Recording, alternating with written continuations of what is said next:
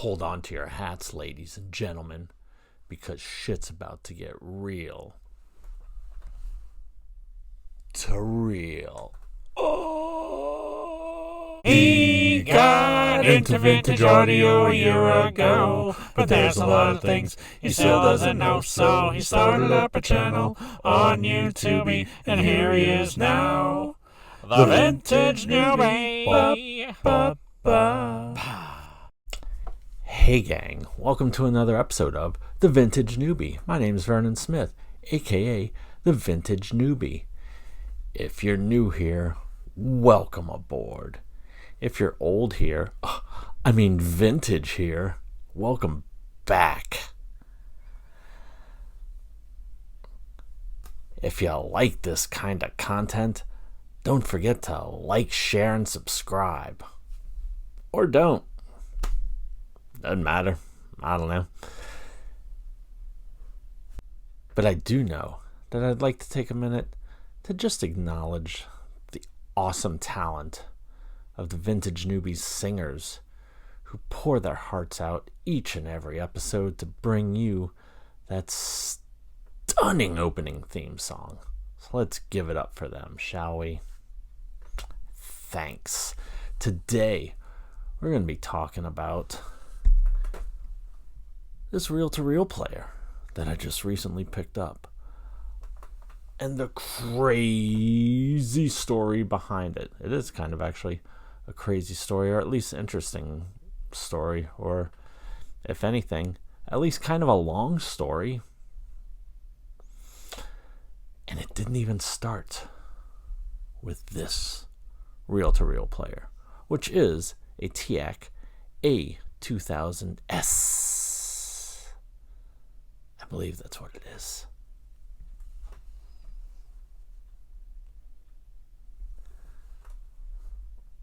And by that, I meant A-2000. No S. But that's not where our story begins. Our story begins with another reel-to-reel player.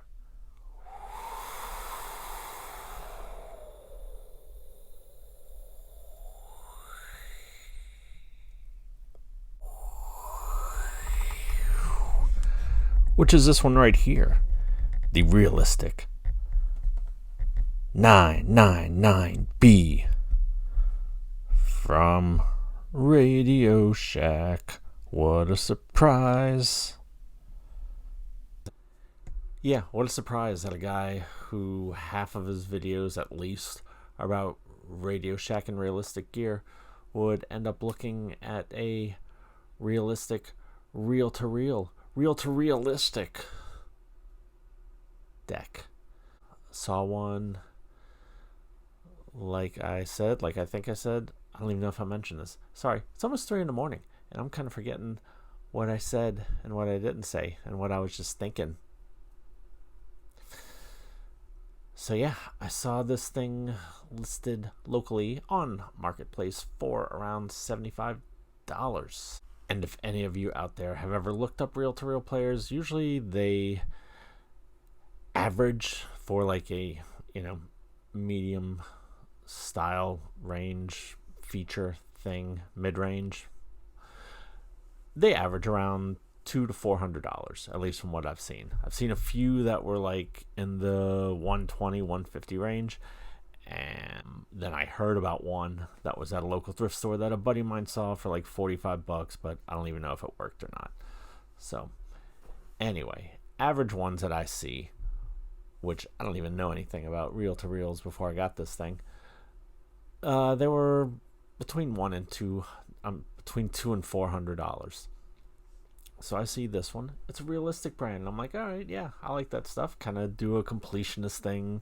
Since I have almost a complete realistic stereo, everything except for a realistic turntable. I got speakers, 8-track, tape deck, receiver, equalizer, a thing to switch to add more pieces in, which I'll get to at another point. And I was like, yeah, this might be a neat thing to have. I just sold a couple of pieces, so I was like, all right, I can swing this. And I hit the guy up, said I was interested. I was like, yeah, I'm the realistic thing that I just explained to you folks. And he was like, yeah, I got other stuff too. And I'm like, nah, it's just kind of a thing that I'm looking to get just for shits and giggles. So we set up a time. I think I'm going to meet him like the next day or something like that. Doesn't matter. But he sends me a video later on of the thing playing, and he's like, yeah, this is how it sounds, but I can't get it to record. And I'm like, oh, all right, that kind of sucks. Will you do 50 for it instead of 75? Which normally I'm not a haggling person. I hate doing it, but I was like, fuck it. Let's just see. If he says no, I'd be like, fine, I'll still take it for 75 because that's still like a great price. But he says yeah, and I was like, okay, cool. So I head on over there a day or two later. He's like, yeah, this is like bottom of the line one for realistic, but I know you wanted it just for whatever. And like I said, it doesn't record. And I'm like, it's fine. A buddy of mine's got one that he found that was his dad's. Maybe I can record on that and then play it on this one. And he's like, I'll do you one better. And I'm like, how? And he says, let me fucking tell you. It wasn't really those words, but I'm getting swept up in the excitement of it all. He turns to me and says, I'm going to sell you that realistic one. You're going to buy it like you wanted to.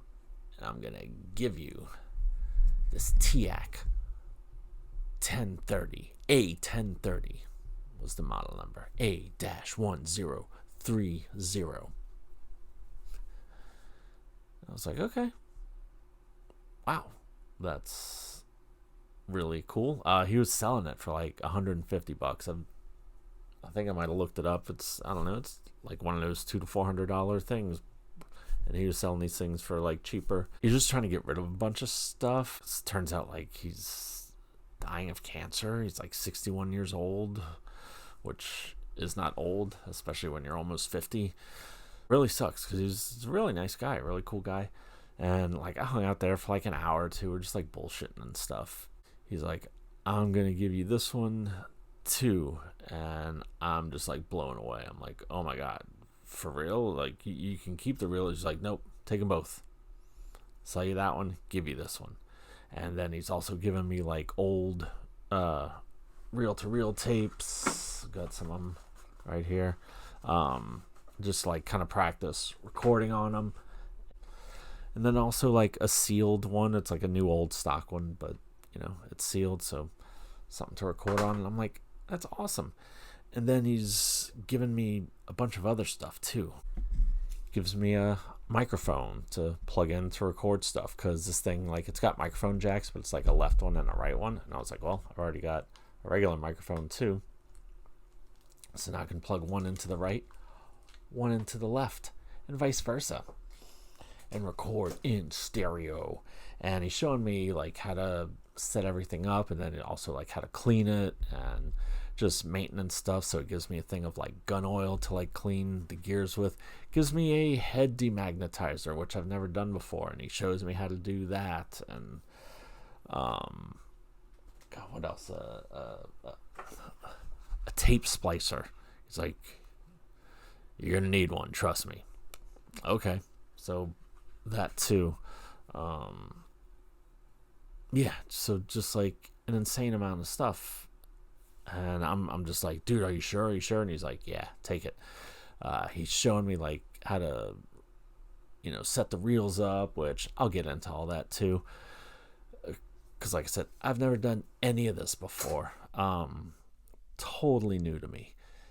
And he's walking me through everything and showing me all his other stuff. And yeah, and then we're just like hanging out in the backyard, like drinking coffee and stuff, and just bullshitting about whatever. It was really neat. Nice guy. Really cool. So after like an hour or two, I'll leave, come back home. Because he didn't live in town, so it was like a little bit of a drive. Whatevs. And he's just like, yeah, I want you to have fun with this. Send me videos of you like stuff like you've recorded. I'm like, absolutely, dude. So I come home, set everything up. I'm like recording, I don't know, I think like a Zeppelin album on one of it, one of the old tapes, and I'm like figuring out how to set everything and all that, trying to remember everything that he showed me. And I'm like, God, I should have been like recording this. I did take a few pictures of like how the tape should fit on the reel so I could look at it and make sure that I was like doing it right. And so yeah, I record an album and then I'm going back and I'm listening to it and it's like sounding good. But then like in the last 5 or 10 minutes of the tape, it's kind of sounding like, and I'm seeing the reel is like, kind of shaking back and forth on the deck. So I take a video of it and I send it to him, and I'm like, so you can hear the audio, so you can like see the reel shaking, like kind of hold the camera like up to the deck so you can see it like rocking back and forth. And I'm like, hey, this is going on. Is it something I did? Did I like put it on wrong? Because again, like I said, I'm completely new to this. And he's just like, I know what it is. Bring it back tomorrow. Take care of it for you. It's like, all right, cool. Figure it's going to be like some kind of adjustment or something that he's going to do. Show me how to do it so that like, in case this happens in the future, I'll know how to do it. Maybe I didn't like have it locked on all the right way. Maybe it's just some kind of little tune up. Whatever. That's what I'll go and I'll find out. So I go there the next day, bring the deck in, and he's like, all right, that's an A1. That's an A1030. And you got different levels that kind of go up and up and up. Got an A-2000. That's about 10 steps. That's about 7 steps above this one. I'm like, okay. He's like, take that with you. Dude, like, blows my mind. I'll look the thing up later just to get like some info on it. There's not a whole lot of information on it, and I did see like 1 or 2 that sold for, I don't know, one around, it was like between 3 and then another one for like around $500. And I know he was selling this one for like $250. I'm like, fuck, dude, he gives that to me, and he gives me like 3 more of like those new old stock sealed reels. So like, yeah, I bring them home. I record like the first 3 Zeppelin albums on 2 of the reels, because like the reel holds about like a little over an hour of music, and so like each one of those albums was 45 minutes, so I managed to squeeze 3 of them onto 2 tapes, and now I've still got like 1 blank one that I don't know what to do with. Oh, because on another one I put, and this is one of the advantages of being an artiste, I even like made a custom label for it. So this is just one of those gray blank ones. Put the album cover for the Star Trek motion picture soundtrack on there. And also a little Starfleet sticker on it. T. I'm going to use this to show you how to mount this thing, or load it up, whatever you want to call it, in a minute when we go through the functions and features of this deck. So yeah, gives me this deck, gives me more blank tapes on top of the old stuff, because like he told me it, gave me like those older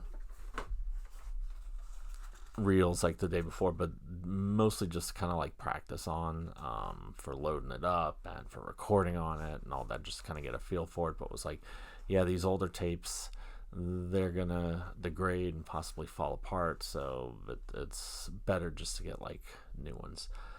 And they actually sell like new ones, like currently made, and those are like around $40 each at the like starting, which is more than an album. So like, yeah, it's not really something I'm going to be getting a ton of,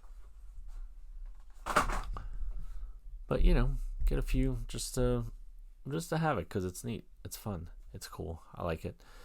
And yeah, so I hung out with him for another hour or 2 that day, just bullshitting, talking about stereo stuff, talking about just anything, really. Really, really nice guy. Really, really sad what's going on with him.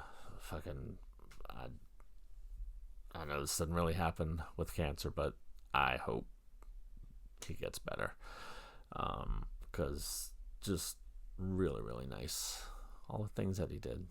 So, all right. Well, let's get into the functions and features of this thing.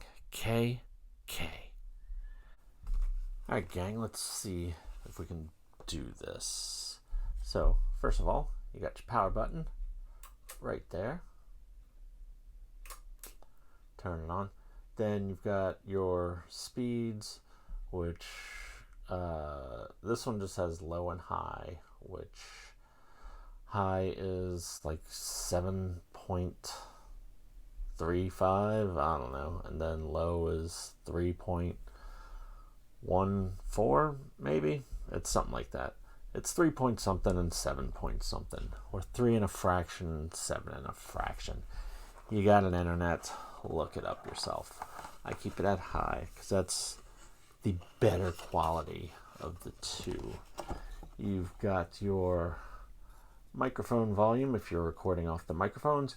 You've got your line volume, which, if you're like with a tape deck, it's your record level. So if you're recording something and the meters are going into the red, then you want to adjust the line to where it stays like around here. And then your output is for when you're playing it. Again, also, if you turn it up, it's basically like a volume knob for going out. You got your, let's lower this a smidge, K. You got your microphone jack inputs, like for the two microphones that I showed you. Your left one, your right one. You can plug into the left one and be like, I want to open borders and take away all your guns. And then you could plug it out and you could plug it into the right and be like, I want to burn books and take away women's rights. You got your left, you got your right. You can battle them out and bring about the Second American Civil War. Who knows? You got your phones, so you can plug in your headphones. You've got your output. Oh, that's for when you're recording. You've got your source that, when whatever you're recording through, and then whenever you play it, you switch it to tape. You've got your recording bias, your recording EQ, which is basically just I forget. I don't know. It's after 2 o'clock in the morning, and I really don't remember. I know I just leave them set on that because it's just regular tape. It's not like type 2 or anything. You've got your rewind, your fast forward, your play, your record, your stop, your pause buttons. Now, whenever you have your tape all in there and you're ready to record, you hit record and pause, and then once you get your source playing, you hit play and it'll start recording. But I'm not going to be recording today. I'm going to be playing. So I'm just going to show you how to set all this up. So you get your reel tape here. And so you see these 3 little grooves, and there's 3 little posts or divots on there. So you just make sure those match and they come through, because that will be what you use to secure it. You see it kind of turns, and how it comes through. Now it turns and it's on the other side. Then you tighten it in there so that it won't come out. But then when you want to take it off, you loosen it again, you match it up to the holes, and it slides out. See? Then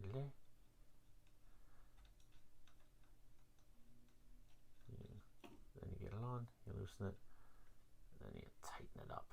Alright, now to play. It should have a lead on here, which is the blank tape that you see on a cassette. And you can attach that with this. With another thing that the guy gave me. A splicer for splicing tape. He's like, you're gonna need it. And so one day I guess I will if I get some lead tape. So anyway, you pull this, you run it over. It's hard to do with the camera here, sorry. Alright, you run it over this little guide which has like a kind of groove into it to show the tape, and then it goes over this and then under this one right here. And then underneath here is just like the heads, like in a regular tape deck. There's the heads. Maybe I'll give a shot of that in a little bit. But right now this thing is mounted to a tripod, so technical, whatever's. Then you go over the heads, and there's like cap stands in there too. And then you go in between these two right here. And this is, I guess this is like a cap stand too, because it spins once this pulley gets pulled up. And you'll hear it start a whirring. Yep, so now this is spinning. And then you pull this up over and then tuck it into this little groove right there in the reel. I know this is gripping stuff.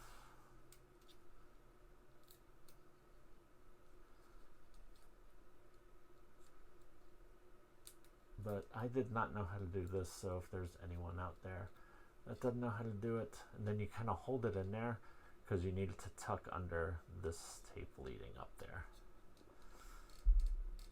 And I just kind of hold it in one of these spots and then just feed it under there, wrap it around a little bit, and then you're ready to go. Press play.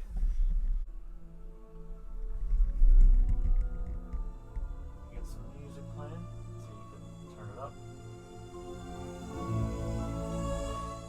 Turn it down there.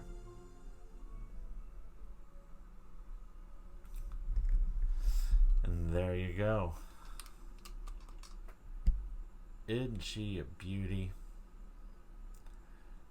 And yeah, so then once the whole thing plays through on this side, which I can show you.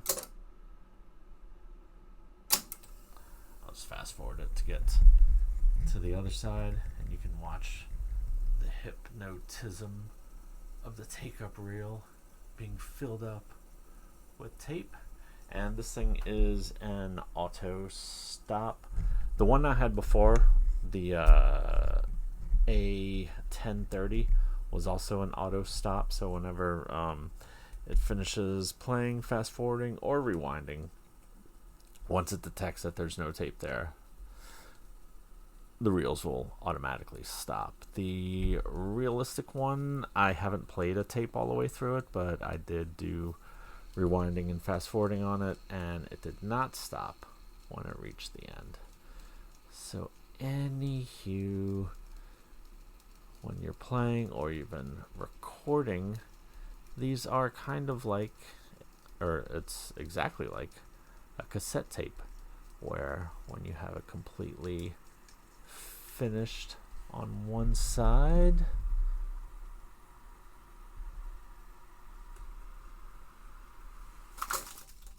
and see, it stops automatically. Then you go through the whole thing again. Loosen those up. And you flip the reel to the other side. Take this off. Flip the reel to the other side. Find where it comes out. That's, again, the good thing about if you have that blank leader tape on this, you can find it easier because now it's not really coming out.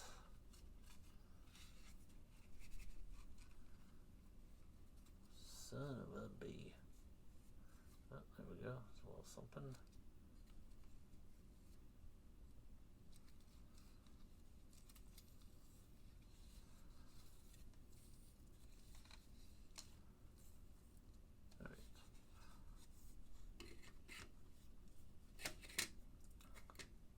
Remember, the other side did not have this white stripe on it. And the other side had the Star Trek insignia and Starfleet insignia on it. So now you have flipped the tape.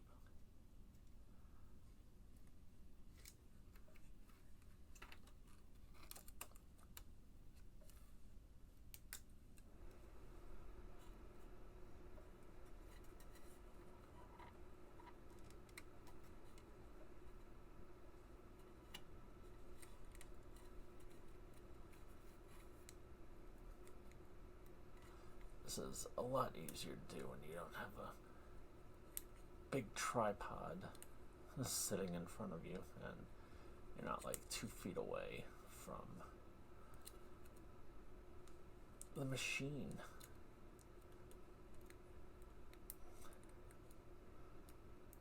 Trying to fit this through while still making it visible for your millions and millions of viewers.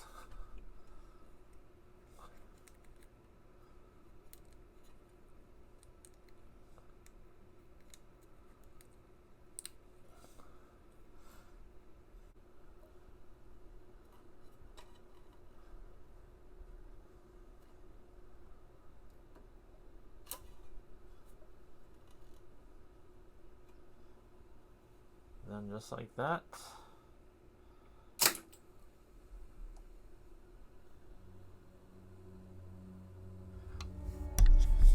we've got side 2. Fantastic.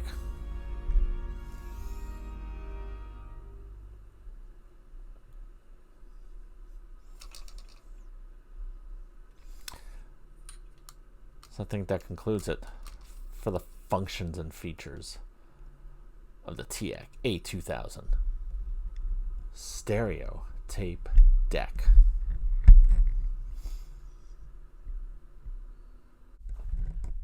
Alright, so I know this was kind of a long and hopefully not long-winded video, but I just really wanted to, I don't know, show my appreciation, thanks, shock and awe that I'm still in over the guy Philip that sold me this stuff and upgraded me again, and all the bonus stuff that he gave me. It was just really cool. He did not have to do that. He totally went above and beyond. I know this didn't really happen with cancer, but I hope he gets better soon.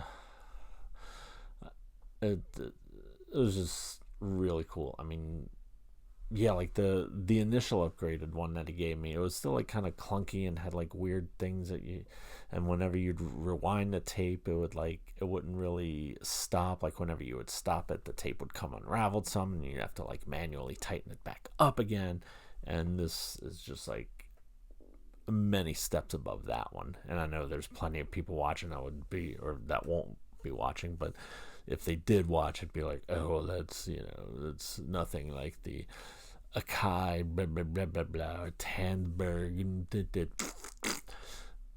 But, I don't know, for someone that was getting some entry-level, bottom-of-the-line, realistic one, and to end up with this one, the fucking Christmas came early, it was just really cool. And I guess that is kind of the whole spirit of Christmas thing. So have a Merry Christmas. I hope you had a happy Hanukkah. Have happy holidays. Whatever it is that you do, that you celebrate, that you like to hear. I hope it's a great one. And yeah, see you next year. 2025. 4. Almost lost a year again. I don't like traveling through time and skipping things unless it's going back in time. That'd be neat. I have a few things that I might change, or maybe I already did. Okay, well, that's it for now. Thanks for sticking around. Thanks for tuning in. Thanks for coming back for more, and hopefully I'll see you again next year. Have a blessed year.